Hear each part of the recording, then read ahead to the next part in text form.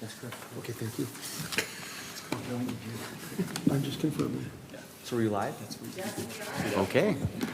Well, we'd like to welcome everyone that's here in attendance at the October 13th meeting of the Kaysville Planning Commission. Also, like to welcome anybody that's attending online. I am Chairman Barris, and I'll be conducting this meeting. Just one thing to note, I do have a conflict of interest I need to disclose for item 3. My wife is actually applying for a business permit for that on that item, so I will abstain from voting. That's something that our legal counsel has asked me to do. So I will abstain from voting on that particular item.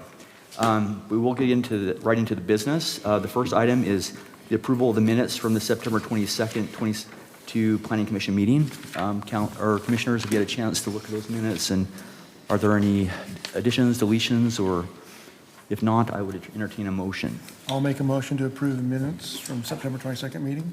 I'll second it. Okay, so we got a motion for approval and a second. We'll just do a voice vote all together. All in favor, say aye. Aye. Any opposed? So the vote is unanimous to approve the minutes. So then we'll just go into the next item of business, which is a conditional use permit for Major B home occupation for Bloom and Blinds for Rebecca Barris, located at 847 Countryside Drive. And we'll turn the time over to staff to present their report. All right, so this is me. Oh, there we go. Now you can hear me. We are on the agenda item number 3. We've got a conditional use permit for a Major B home occupation for Bloom and Blinds for Rebecca Barris, and she is located at 847 Countryside Drive. As you can see here on the map, this is where she's located, right on this corner. And then here is a street view of the home. Now we all know where Toby lives. Her business will be from her home. She'll have one van that will be used for servicing blinds and repair. It will be parked in her driveway. No need for it to be parked on the road. And business hours will be as needed for blind service. So if there's any other questions, she's here to answer those, and staff is recommending approval of the conditional use permit for Rebecca Barris, barring any conditions that the Planning Commission puts on there. So Commissioners, do you have any questions for the applicant? Why don't we have the applicant come up and we can... Yeah, come on up. My name is Rebecca Barris. I'm here for a conditional use permit for Bloom and Blinds. So are you going to have any customers at the house? No, Okay, so is this all internet driven? I'm sorry. Is it all internet driven? Yeah, they get on a website or we have a phone number that they can call, and then we go to their home. Perfect. And supplies are stored offsite or at the home? Most of the supplies will be stored in the van, but we will get shipments of blinds into our, like a space in our garage. Okay. And then we'll just move them out and go install them. And you're the only employee in the hall or the business? At present, Okay. we will probably try to get a technician, and when that happens, they probably will park the van at their house. Okay. Commissioners, any other questions? I have a question. So it sounds like this is a mobile business where customers will not be coming to the home. From my perspective, it wouldn't be a problem if customers came, if there was a limited amount, you Yeah, know. no one will come to the home. Yeah. We'll This is- repair their blinds and install their blinds. Yeah, there's very little impact usually from home occupations, especially this kind. I did have a technical question though that not going to have any bearing on how I feel about but I did want to know, will some of the work be done at the home? I don't You go out and think pick so. blinds up and then come back and repair them and then take them back out No, again? No, we'll repair in the home, and if we're missing a part, we might have to come back to their home, but we won't be bringing them home to our Okay. house. Just curious. Okay, Cool. Thank you. Okay. go ahead and sit down. We'll have a discussion amongst the commissioners. So this is an administrative item, so there's no public hearing needed. But as a commission, you know, the task is to come up with any additional conditions that would need to be imposed. You feel like that would need to be imposed beyond the ordinance.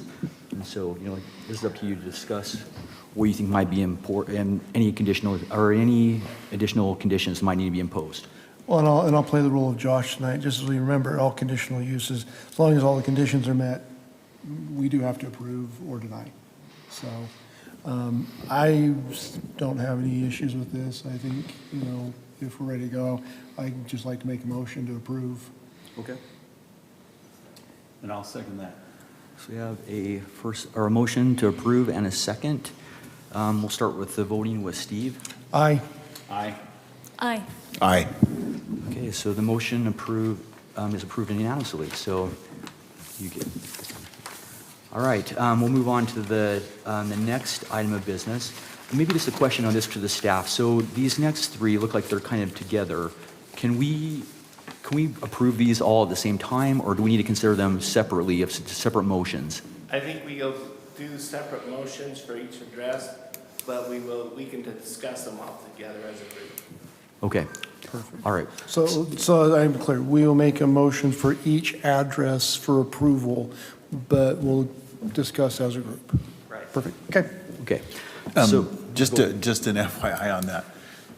That's a great question, by the way, because that's the kind of question I would have about, well, can we just vote on this all together if it's all together? But technically, if they're listed on the agenda as separate items, you've got to have a motion on each one, as silly as that may sound.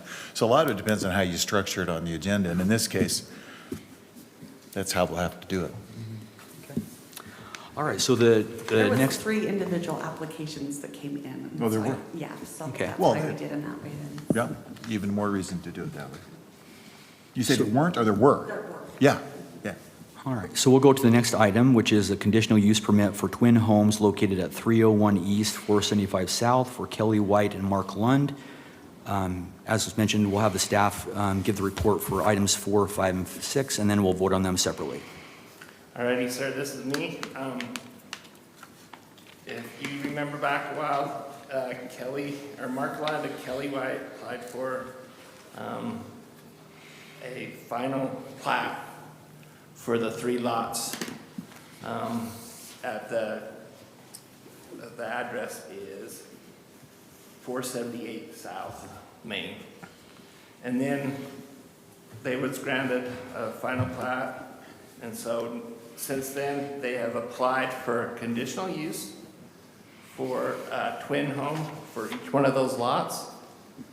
So it's gonna be they are off 4,000 square foot lots, ranging from 4,000 right on the money to 4,263. And they will have all the frontage required, all the setbacks required. If you'll look at the next page there beneath, they have separated the lots so that they've got ample frontage, setbacks, side yard, rear yard, and building envelope, which all meets our ordinance. And staff feels that there is no conditions for these to make them work. So we are recommending conditional use for twin homes at those 3 addresses. 301 475 South, 305 East 475 South, 309 475 South, 313 East 475 South, 317 75 South, and 321 East 475 South. Okay. I have some questions for staff. Okay, sir. So these are all going to be attached units, right? Yes. 3 twin homes. Right, they are single lot line. The walls are butted up against there with fire. They're supposed to be constructed when they get done with the building department as each a single family. If one catches on fire, the other don't burn down. That's what the 0 lot line does. Yeah. And they are basically single family dwellings with a 0 lot line. Yeah. But they are physically attached. Physically attached, walls are Yeah. butted up against each Yeah. other. Well, and of course, meeting fire code. Yes. If I believe I'm correct in stating you used to be our building inspector. Are you still inspecting for the city? I've got to hang that up a couple years ago, but Okay. I'm still pretty fresh on it. If you got any questions? Yeah. Well, you inspected my home. Yes. And I still remember a good experience it was with you and Mike, Well, so, thank you. yeah. How come you didn't inspect mine? I probably did. I didn't know it, huh? It was 1997, to be exact. So anyway, Danny and Mike did a good job. I worked for a city Centerville. not far by. Yeah, I worked for Centerville, and we actually had to contracted with Kaysville to help us out when we were struggling with workloads, so still appreciate that. The side yard, is there a 20-foot minimum side yard on Main Street? Yes, on that corner lot, there's gonna be a 20-foot, 25 on the front. Uh-huh. And they provided for that. They shifted that lot. If you'll look at that lot, whatever lot it is, 6. Lot They 6. jogged that line to get a decent buildable area and still Yes. maintain their setback requirements. Technical question, because this is conditional use, and excuse me for not knowing, does the conditional use process in Kaysville allow for a modification of setback as one of the conditions? Could it have been done? No. Okay. Yeah. Some It cities. would have had gone through it would have had been PRUD. Okay, good. And That's zone, it'd been a rezone. That's what I was getting at. So that's what's preventing them, is the Right. fact that they didn't get the rezone and didn't apply. And is a PRUD allowable on this property? I mean, is it a use that's allowed in the I zone? guess you could, because that is part of a PRUD, is Okay. adjust lot lines and. Yeah, that's the beauty of PRUD, so, Right. okay. Thank you for answering that question. I just wondered if there was flexibility that was needed. And I guess the applicants are here because, additional setback flexibility can often make the difference between a livable floor plan and one that doesn't work that well. So I'm assuming it works for the applicants. Come forward.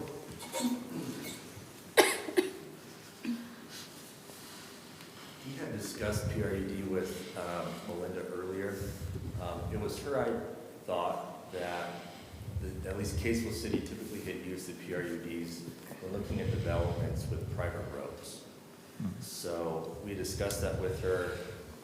By chance, we did come into a few feet missing here or there. That was before we changed the line on that 6th lot. Yeah. But she didn't necessarily recommend it. I mean, we didn't apply for application or anything. We made it work, but that Okay. was, we chatted about it. Okay, that was an important question for me, is to wondering whether or not that could be applied here. I don't want to slow the process down, but if that was something that was needed to make these homes more marketable, Sure. more sellable, Sure. viable, Yeah. that, maybe that's the process to go through. But if it works for you, that's fine. Yeah, it worked for us. We actually sent it back to the engineer, our planning engineer, to make it work, because that was our biggest concern, was that 20-foot setback. Yeah. And then he had come up with this idea. Okay. And that, I'm assuming that question would apply to all of the setbacks, front, Correct. sides, and rear. Right. In our code. Is that true, Danny? If it's in a PRUD, can you vary all of the setback regulations? I guess technically you could. I don't know if you can on the main street, though. Okay, That, the main street there's not gonna probably allow for, I'd have to really double check that for sure. excuse me for not knowing, I'm new, so I'm still learning the rules. But I so. think the only way we can allow different setbacks is on a private street. Okay, that's the answer to the question. Okay. Okay. Is this a build for rent product, or is this I'm sorry. a build for rent product? I think that's going to depend on the terms of our loan. Okay, And our lender didn't even want to talk about that until we even had. Had approval. plans. perfect. So they're, at least with working with Golden West and Science Bay, depending on whether we were looking at a rental or not and how much income it would generate, it would obviously affect the rate that they would be willing to give us. So we're still floating the idea, basically. Cool. It's a great market to be in. Is the height allowable here 30 feet? Yes, sir. They Even on can Main do Street? anything that's allowed in the R18. Okay. So anything allowed in our building, which 30 feet's allowable, they can do. Have you decided your massing on these homes yet? Or what, sorry? Have you decided on the massing for these homes? Single-story, rambler, two-story? You could even go three-story for 30 feet. Yeah, we have some ideas that, but we included the envelopes on there so you can kind of see where we would build, but,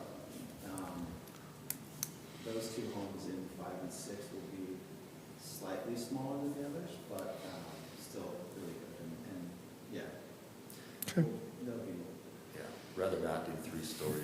Our contractor said that the cost kicks up quite substantially apparently on a third story. So, On a third story? correct. My experience has been that 28 feet, you've got to have more than 28 Oh, really? to get even that additional kind of bonus space. You can't really make three work. I've worked with these inside now, and we tried in the city I worked for to do it at 28 during we did a moratorium, a temporary regulation. And we brought builders in and we looked at this forwards, backwards, and sideways. And it just really doesn't work at 30. It's not very usable space. You get this with your roof, and so what you get is this with that upper living space. So I think this is a little restrictive myself. I would think that, 32 is the best standard I've seen for R18 type development. 32 really gives you nice, big, tall ceilings, whether it's 2 floors or 3. It's workable for 3, and it's great if it's 2. You go 30 feet with it. so we've kind of been looking at and discussing our. Yeah. Either sell it. Okay. Any further questions? No, any other questions? Okay, we'll have our discussion as you can sit down. This is not a public hearing, correct? There's, Not a yes, hearing. there's no public hearing because it's a. It's administrative. Official use. Yep, administrative. Okay. So, any thoughts on conditions we would impose in this case? I think they've already been imposed.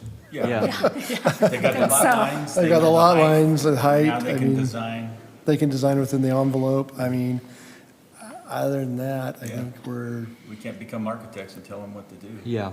I mean, the only other consideration would be for like parking spaces. I mean, but that's kind of already code will called speak to out, that, yeah. too. the code calls that out. I think, I mean, What is it, like 0.3 parking spaces per unit or something like that? On those, they're just single-family dwellings, so they're gonna need 2 parking spaces. Just per- 2. So the garage could be enough. They wouldn't Garage have- could be They one, wouldn't have to have any. for driveway could visitors. be another. And Driveway. If they gotta Okay. wake each other up in the morning to pull out, that's 2 spots. yep, so. Okay. Well, if there are any other questions, I will entertain a motion. I'll make a motion. We have to make 3 motions? Yeah, we're gonna have to do 3 separate motions, yeah. So you're gonna do the motion for So that this is- one, a motion for that one, and a motion. Well, so we'll have to do them separately. Let's just go ahead and start the first one. here. Okay, I'll start the first one. There it is. I make a motion to approve a conditional use permit for twin homes, Merrill Estates for Mark Lund and Kelly White. The first motion is for 301 East, 475 South. The identical motion is for 309 East, 475 South, and the third motion is 317 East, 475 South.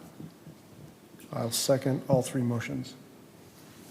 Okay, we have a motion to approve and a second to approve for all 3 motions, separate motions for an approval for all and a second for all. Do you have a question, Paul? I have a suggestion. Go ahead. I'm in favor of the motion and the second. Was that the whole motion? Because I'd like Yeah. to suggest that as planning commission that we what? We need to separate them. Yeah, separate them, but. Second each one. No, well, what I was going to suggest was that we make sure that we, if there's a motion to approve and we're disposed to give an approval, that we come up with findings to support the Yeah, conditional that's a use. findings Okay. of fact, yeah. Yeah, and I could suggest 2 or 3 if that would be helpful. Okay, go ahead. You go ahead, Paul. If you're willing to accept it, are you willing to accept an Yep. amendment? Okay. Friendly motion. I'd recommend that in terms of the motion, that we add findings to support the motion to approve. Number 1 is that this has been, staff recommends approval based on compliance with the ordinance. Number two, that, oh, yeah, I've lost my train of thought.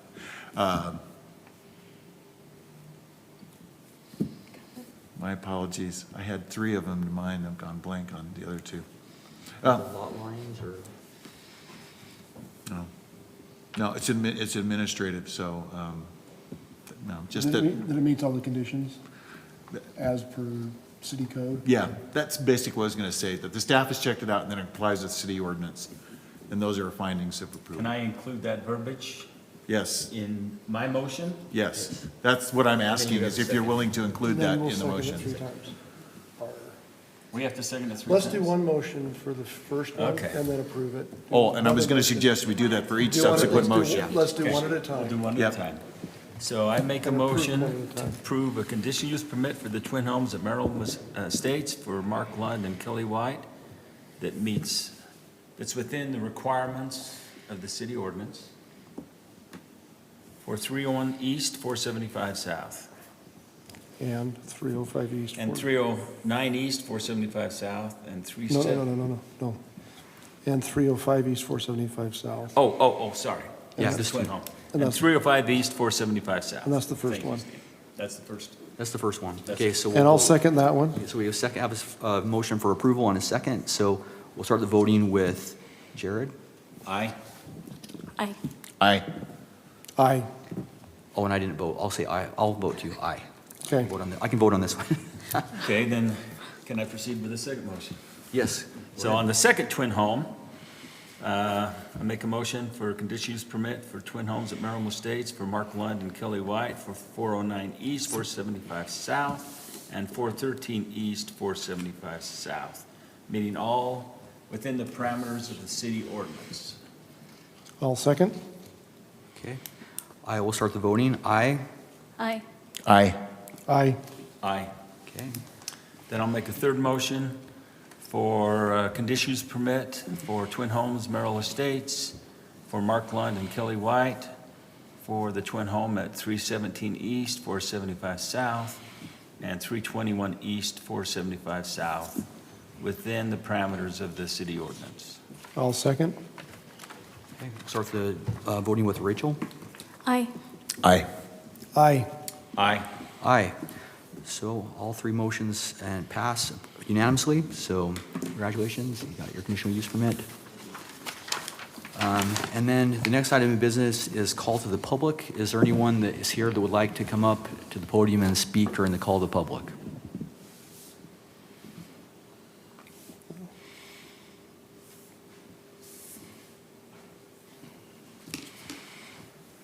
Thank you. I have only one question. I saw that there are 6 addresses and. Sir, can you state your name, please, before?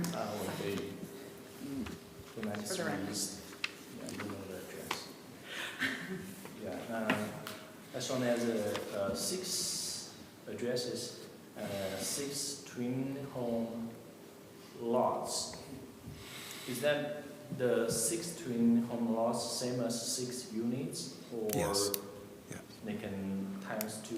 No. 3 twin 6 homes. total. 6 Three twin units. homes, yeah. Okay. Okay, thank you. Single family. Yeah. Okay.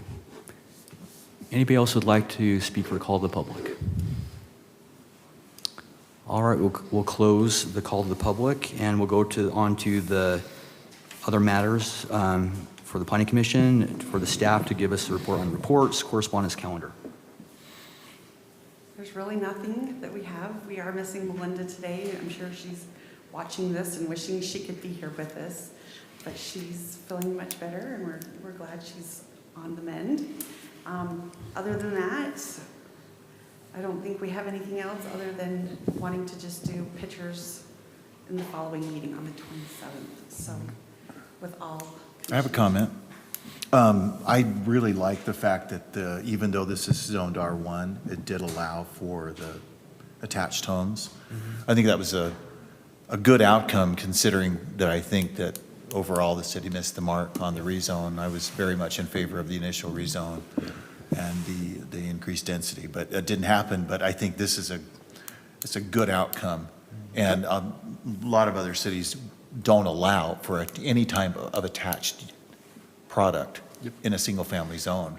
I think And so- we're getting some good product in the city that will enhance housing. Yeah. And allow for. a I little think, bit- yeah, I little bit really better- think that's it's good for our ordinance to have that in there, whereas some cities are just too rigid, and if it's zone single family, it has to be completely detached from anything else. This allows for a more efficient use of the property, and I think that's great. Only other item on the 27th, we will have our city attorney here to help do some training. We reached out to him, and he will be here to help give you guys some instruction and training, which is good. All right. required. So, yeah, he's awesome. I think you'll enjoy having him here, so.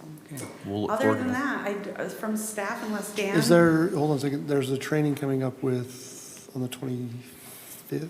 That we one in registered you for, yes. I can't remember. It's not, it's the, That's a Thursday? It's the League and Cities. no, League and Cities just happened. It's the one in Sandyville, right? Oh, It's- that's We need to Utah get Land Use registration. Institute. That's the Yeah, We need to 25th. get the Land- registration done for that then? Yeah, All right, if That's you guys the- want to respond on the text thread, if. I'm responding. Okay. That's the 25th and 26th, there's 26th and 27th.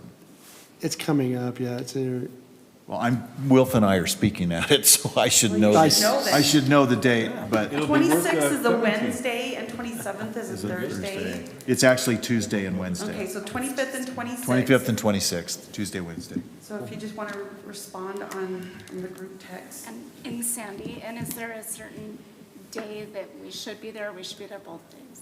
That's a good question. I can find you the Do you- answer, but I don't know right now. If you give me, well, do you have the conference? I don't have it pulled up the right most now. important days are the ones Wilf is. I can send it to you if you want. What's going to be, what the What you sessions think is are. applicable? Yeah. I mean, it looks really good. The Utah Land Use Institute. It's always really good. They're fantastic. So, Yeah, we'll follow through with that, either email or if you want to respond on the text thread, then we're good. So other than that, Okay, well, I will entertain a motion for adjournment. So moved. All right. We are adjourned. I look forward to that every time. I think you'll enjoy that conference. Because I work, but I think